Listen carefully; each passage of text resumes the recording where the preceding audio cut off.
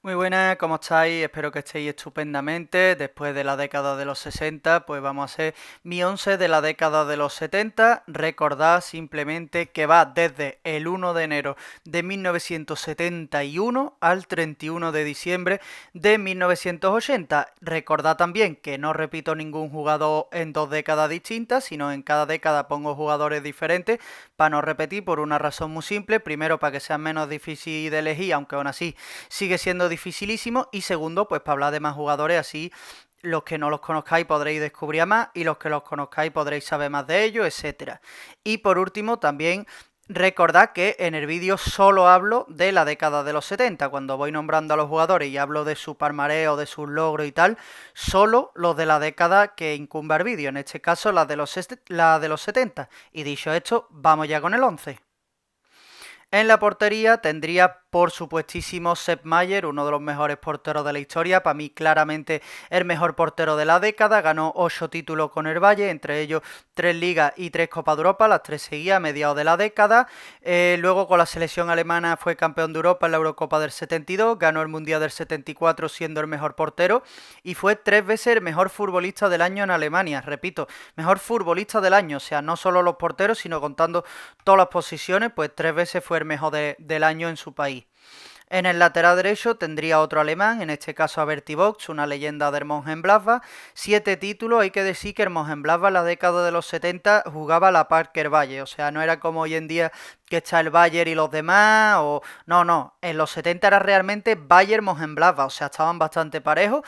De hecho, ganó 7 títulos, solo uno menos en la década, 4 ligas, una más que el Bayern, para que veáis que no lo que digo no es exagerando ni nada, sino que realmente el Mönchengladbach estaba ahí. Dos títulos de la UEFA, estuvo 5 veces en el equipo ideal del año de la Bundesliga, fue 2 veces en su caso el futbolista del año en Alemania, y con la selección él también tiene la Eurocopa del 72, estuvo en el equipo ideal del torneo, el Mundial del 74, estuvo en el equipo ideal del torneo y también estuvo en el equipo ideal del Mundial del 78. En el lateral izquierdo tendría a Ruud Krol, los rivales de los alemanes, sobre todo no representando ese Mundial del 74, la final Alemania-Holanda. Yo creo que Alemania y Holanda son los dos mejores países que dio el fútbol en esta década, las dos mejores selecciones. Y bueno, Ruud Krol ganó ni más ni menos que 14 títulos con el Ajax en la década, 5 ligas y las 3 Copas de Europa, las 3 primeras de la década, seguían las 3. Luego con la selección finalista de los mundiales del 74 y del 78, estando en el equipo ideal de los dos, semifinalista en la Eurocopa del 76, estando en el equipo ideal, y el año 79 fue como su año, ¿no? O sea, estuvo en el 11 mundial del año de la FIFA y fue tercero del Balón de Oro. Como ya dije en un vídeo anterior, no ha habido muchos laterales que hayan sido podio del Balón de Oro y Ruud Krol fue uno de ellos. Y en la pareja de centrales tendría, por supuestísimo, uno de los dos grandes jugadores de esta década, Franz Beckenbauer, luego diré cuál es el otro porque por supuesto está en este 11, Beckenbauer, que tiene exactamente el mismo palmarés que Sepp Maier, esos títulos con el Bayern, las Copas de Europa, esos títulos también con la selección alemana, la Eurocopa, el Mundial. De hecho en el Mundial del 74 fue el segundo mejor jugador, en las Eurocopas del 72 que fue campeón y en la del 76 que fue finalista estuvo en el equipo ideal, 7 veces en el equipo ideal de la Bundesliga, 2 veces el futbolista del año en Alemania y sobre todo, bueno, 2 veces Balón de Oro en la década las dos, 72 y 76. Y para acompañarlo, quién si no, Daniel Pasarela, por supuestísimo el argentino, otro de los mejores centrales de la historia, ganó 5 títulos en la década con River y sobre todo fue el futbolista del año en Argentina en el 76 y por supuesto su mayor logro en su carrera, campeón del mundo en el 78 estando en el equipo ideal del torneo. No he dicho mi formación, pero no pasa absolutamente nada porque la digo ahora, sería un 4-4-2 o un 4-2-2-2, aunque en este caso los centrocampistas más posicionales, digamos, ¿no? Los que juegan más por el medio, no son tan ofensivos como los de la década de los 60. Aquí serían Paul Breitner, que jugó también de lateral izquierdo, yo lo pondría aquí de pivote, de medio centro. Con el Bayern en la década ganó 6 títulos, entre ellos 4 ligas y una Copa de Europa, luego estuvo en el Madrid, donde ganó 3 títulos, entre ellos 2 ligas, y sobre todo con la selección alemana, campeón de Europa en el 72 y campeón del mundo en el 74, estando en el equipo ideal de los dos torneos, y más individualmente estuvo 4 veces en el equipo ideal de la Bundesliga. Para acompañarlo en el centro tendría a Johan Nesken, como venía diciendo, ¿no? La rivalidad Alemania-Holanda. Ya vais a ver que aquí hay varios jugadores alemanes y varios jugadores holandeses. Nesken con el Ajax ganó 10 títulos en la década, entre ellos 2 ligas y esas 3 Copas de Europa que comentaba antes con Kroos, la del principio de la década. Luego estuvo en el Barça donde ganó 2 títulos, sobre todo la Recopa de Europa del 79. Y bueno, con la selección holandesa pues fue finalista del Mundial del 74, donde estuvo en el equipo ideal, fue el segundo máximo goleador del torneo. Él es el que marca el gol de Holanda en la final, aunque luego Alemania le remonta, y fue también semifinalista de la Eurocopa del 76, estando también en el equipo ideal, al igual que en el Mundial del 78, donde fue subcampeón, y estuvo también en el equipo ideal.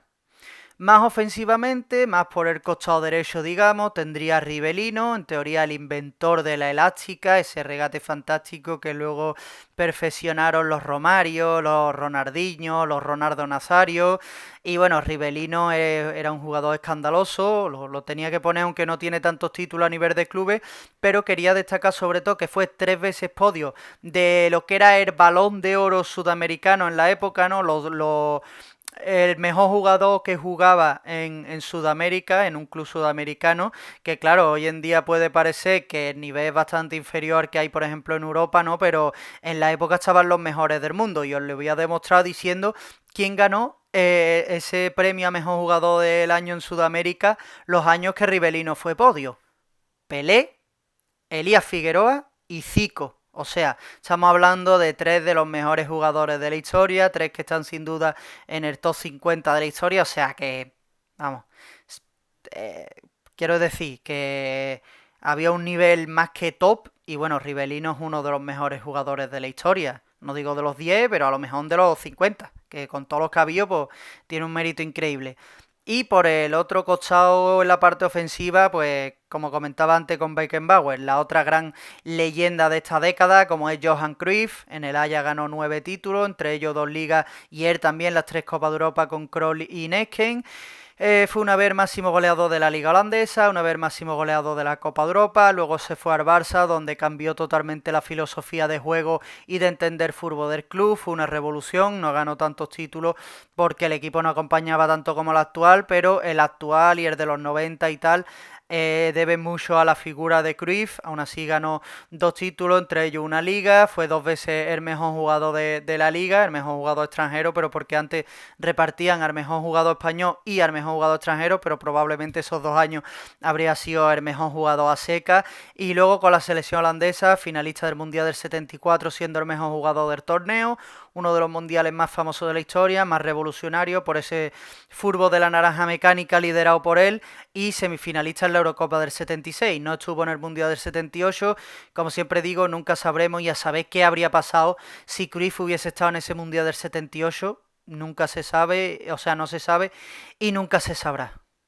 Y en la delantera, para mí está clarísima, Mario Alberto Kempe, que en la década ganó 3 títulos con el Valencia, sobre todo la Recopa de Europa del 80, siendo el máximo goleador del torneo, y como título Culmen, ¿no? Pues el Mundial del 78, donde fue máximo goleador y mejor jugador, marcando ese doblete en la final. Es el mejor momento de su carrera, sin duda alguna. Si los no europeos pudiesen haber ganado el Balón de Oro ese año 78, todo indica que lo hubiese ganado Kempe.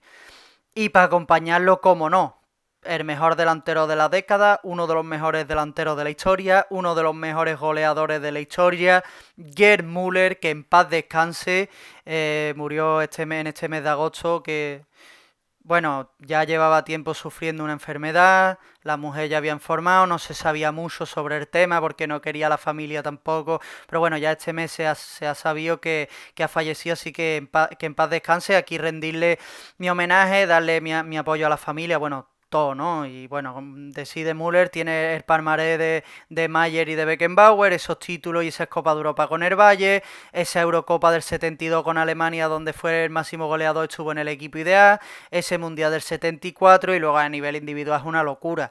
2 veces en el equipo ideal de la Bundesliga, 4 veces el máximo goleador de la Liga, 4 veces el máximo goleador de la Copa de Europa, en el año 72 fue Bota de Oro, y bueno, ya lo he dicho, uno de los mejores goleadores y mejores jugadores y mejores delanteros de todos los tiempos. Pues hasta aquí el vídeo, gente, espero que os haya gustado, decirme en los comentarios, como siempre, qué cambiaría y qué dejaría igual. No os digo cuál es el próximo, ya lo sabéis, así que nada, nos vemos pronto, un saludo.